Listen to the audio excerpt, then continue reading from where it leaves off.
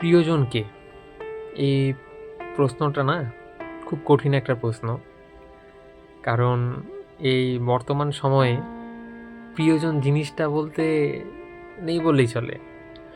প্রিয়জন বলতে গেলে এখন শুধু পরিবারের লোক, বাবা-মা, যদি বিয়ে হয়ে থাকে স্ত্রী, প্রিয়জন বলতে এরাই।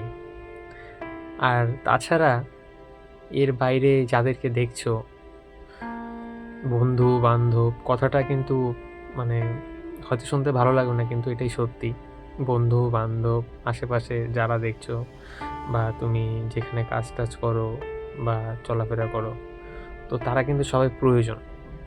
তারা তোমার প্রয়োজনে প্রিয়জন। একটা জিনিস চিন্তা করবে, বাবাই হোক, মা হোক বা নিজের বউ হোক, তারা কখনো নিজেদের জন্য ভাবে না। তারা সবসময় চিন্তা করে নিজের পরিবারকে কিভাবে সুখী রাখা যায়।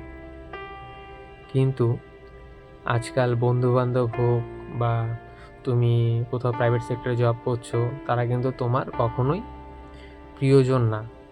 বন্ধু-বান্ধবের কাছে তোমার টাকা আছে, আজ তুমি তাদেরকে খাওয়াতে পারছো, তো তাদের কাছে তুমি ভালো, কিছু সময়ের জন্য ভালো, তাদের কাছে তুমি অনেক সম্মান পাবে।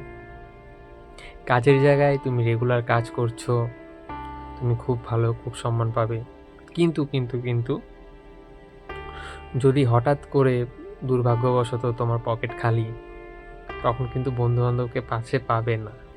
যখন তুমি বিপদে পড়বে, তখন তোমার যেখানে জব করো বা বন্ধু-বান্ধবী হোক বা আত্মীয়স্বজনই হোক, সবাই কিন্তু মুখ ফিরিয়ে নেবে। কারণ সবাই নিজের স্বার্থ খোঁজে। আর এই স্বার্থবাদী লোকেদের থেকে নিজেদেরকে দূরে রাখতে হবে।